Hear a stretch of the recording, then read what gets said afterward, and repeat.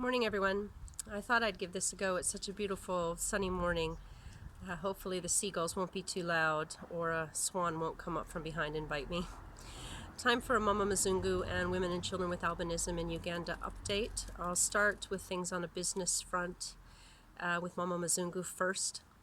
As most of you know, and it won't come as any surprise, business is kind of at a standstill right now. The women are on site and they're continuing to make what they can, of course. We've got soap stock, they're weaving, they're learning new skills, sewing, weaving, etc. But in terms of being able to go out and buy more fabric or more soap ingredients, it's all quite difficult right now because the country started with an initial 14-day lockdown period.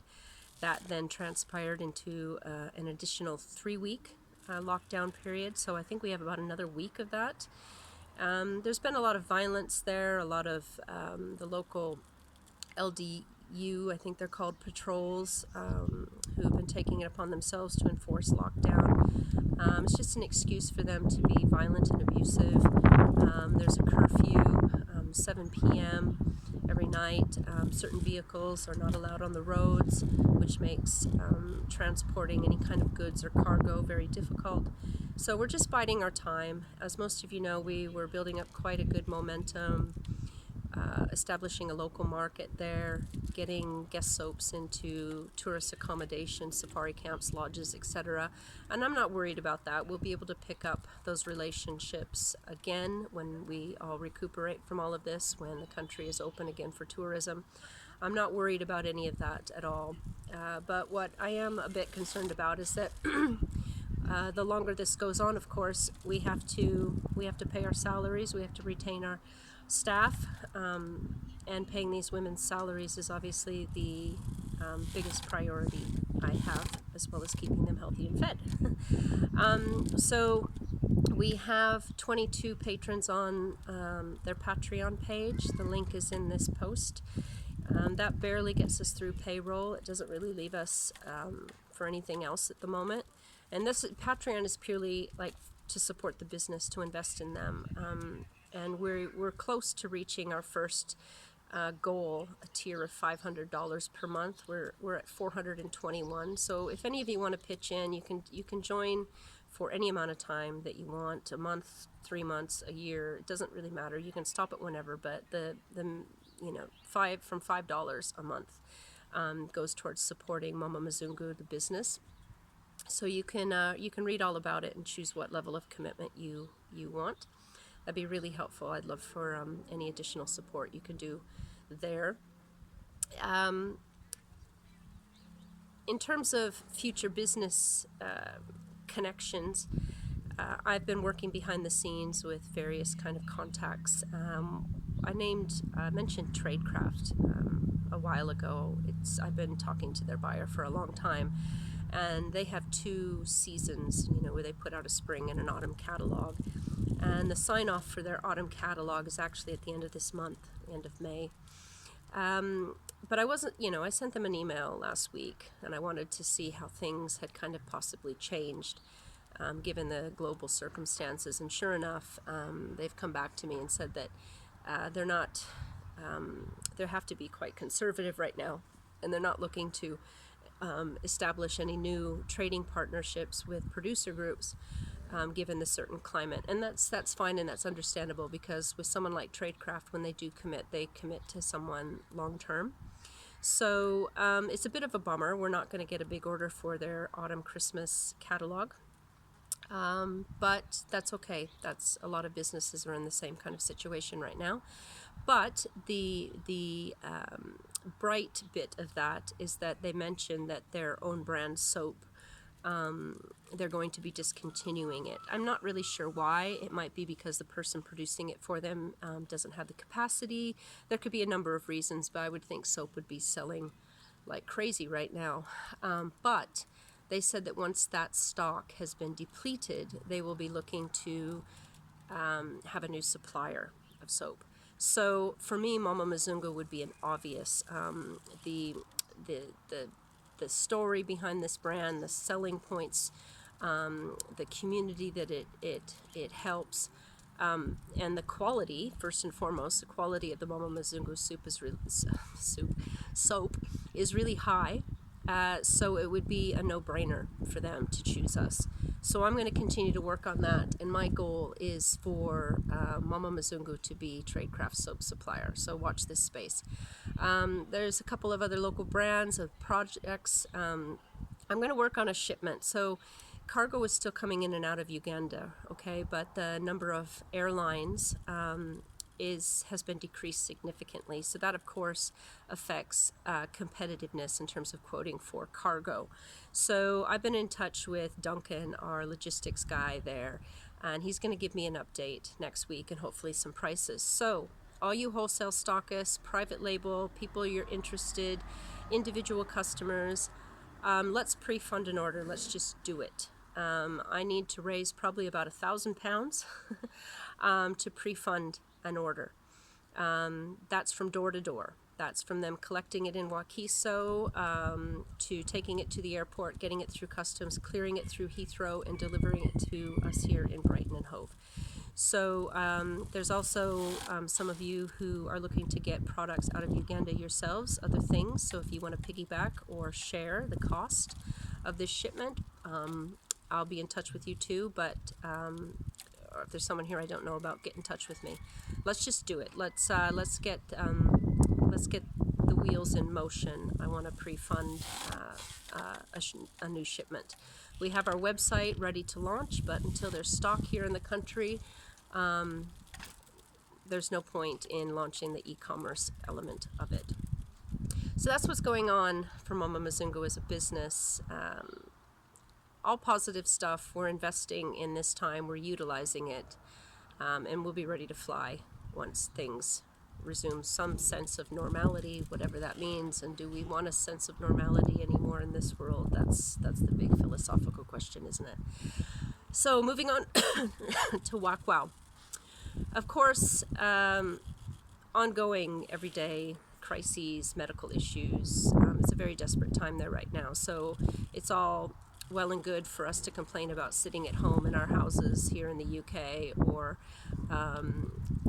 not being happy about being asked to stay home, or not being able to go to our jobs. But for people in other parts of the world, it's much more significant. It's literally being able to eat, and desperation magnified so much more than what we experience here. So my perspective during all of this, I've been at peace, I've been fine, but I think it's also because I live vicariously through these women every day and what they are experiencing. So all of you, or quite a few of you, jumped on board and helped with food delivery, food parcels, funding, being able to get food to women affected by albinism and their families who were afraid to even go outside of their own home. Because of being associated with superstitions and the coronavirus, which is obviously just ridiculous beliefs and information. We were racing against the clock, and luckily with these two organizations in Spain and Italy, we got the security wall and the gate up and the perimeter secured. If we need to do more in the future, whatever that looks like, we'll do it. But for now, the women are safe, and hopefully it's enough to keep everyone protected. The dogs can run around inside now and patrol the perimeter as well. So we literally got that done in the nick of time. The local builder is in high demand, but because he can't really do much because of lockdown, he lives literally next door.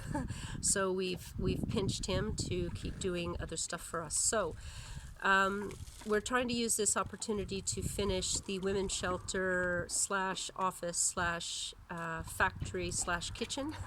A lot of you funded the construction of that last year when I was in Uganda last November, December. I posted a lot about trying to finish that. We fell short, of course. There are 2 rooms that need flooring poured and 2 walls that need to be rendered. The whole back of the building is still exposed brickwork. It needs to be weatherproofed and plastered. We want to redo the kitchen because it's just a dirt floor and a big room. It needs to be completely done, and we want to build a veranda in front, a raised veranda all along the 4 or 5 rooms that are there. So the guy has started work, and we got some money for that. I'm happy to say. However, we've also had emergency dental care and root canals and extractions and skin cancer surgery that ended up being much more involved than originally expected, and biopsies and bribes paid at traffic points and extra car journeys with hired drivers, because that's all we can have. And poor Doreen has stomach ulcers that she didn't even know that she had, but she went in and was reacting adversely to medication from going to the dentist, and found out she has ulcers. Sorry, Doreen. I'm telling people this, but is it any surprise that that woman has ulcers? I think not. So we've had to take from that pot a bit and take care of, our important members, of course, and Doreen. We can't mess around with her health. So the guy's building, but we've had to use some of the money for medical needs. There's other women in the community who are calling Doreen daily. I shudder to think some of the situations that these women are in around the country, in Uganda, locked up in houses with abusive partners, especially, the ones affected by albinism, and how they're treated because of the superstition, thinking that they bring wealth. And now there's this situation there's desperation and no food or money. And so they're going to bear the brunt of people's frustration and violence and abuse. So the only way we can really support people is by sending them mobile money to be able to get food or have food delivered to them. So if any of you can continue to support with that, the PayPal link is the best for WACWOW. Please do if you can. And there's one young girl in the community that I'd really like us to help. I've met her. Her name is Rima. She's young. I'm not quite sure her age. I would guess she's early 20s, but she lives close to us, near Mama Mzungu in Wakiso. She's very shy. She's very sweet. Typical kind of story. She was abandoned at birth by her parents because of her albinism. She was taken in, semi-adopted by a family who haven't been very nice to her over the years. She got a job some time ago cleaning a house for a couple, and the woman of the house was very abusive to her and would beat her. And then when they found out about, she has this big lesion on her shoulder, and when I saw her last June, it was already quite gruesome and huge and worrisome. Now it's worse, and the employers found out about her shoulder, and they fired her and they've kicked her out of the house. She's now had to go back. She's had no choice but to go back to the adopted family, and the man of the household is abusing her. And I won't go into anything more than that, but you can probably know what I'm implying. So I want to get her the hell out of that situation, and if there's anyone that we can create a job for at Mama Mzungu next, it would be her. She could be our 8th team member, but first and foremost, I want to make sure that we get her skin cancer treated. So assuming this lockdown is happening, a driver, it'll be 2 trips, one for an assessment, another for the actual procedure.